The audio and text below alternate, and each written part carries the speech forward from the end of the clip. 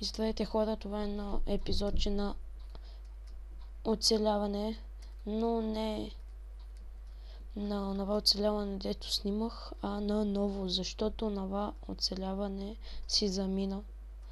Да, нали аз бях на 1.8 версията, на 1.8 после смених на 1.7.2, влязох и всички айтеми бяха изчезнали. Но това е вече минало. Сега ще ви покажа как се развих на моето оцеляване.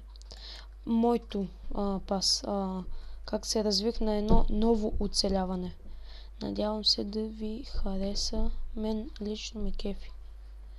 Горе-долу за много малко време.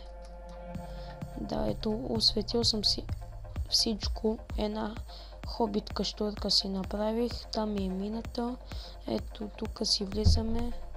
Често румче, с печки, всичко. Тук тази къща, тази стайчка малка снимах как се прави, но клипа се прецака. Не знам защо пише ми.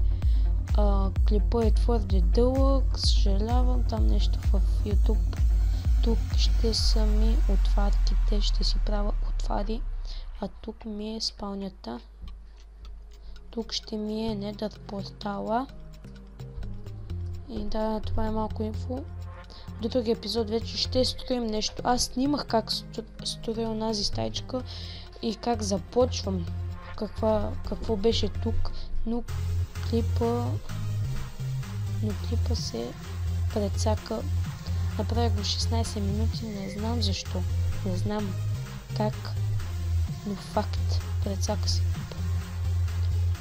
Да, но ви обещавам до другия епизод вече ще строим нещо и няма се прецака този вече клип.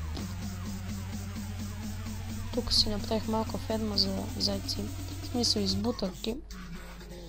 Трябват ми моркови. Да покажа мината. Там ферма за бамбук, ето мината до 11-то ниво, там фермата за бамбук. Така. Да, и вече горе-долу знам как да работя с Camtasia Studio 8. Ще ми видите интрото в началото на клипа. Надявам се да ви хареса.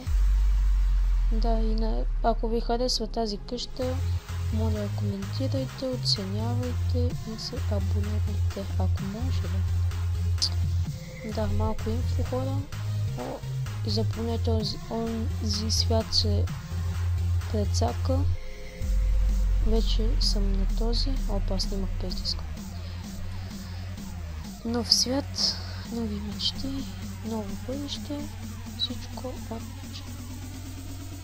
Да ви кажа честно, онзи свят не ми харесваше много. Така. Да, хора. Това беше. Другото епизод ще бъде много по-интересно, надявам се. И така. Довиждане хора. Това бях аз, Ануботрон. Да, вече ника ми е Ануботрон. Ето как се пише, не знам, кефи ме. Аз съм си го измислил само аз. Аз съм го измислил, не съм го копирал от никой. И чао хора. До следващото епизод.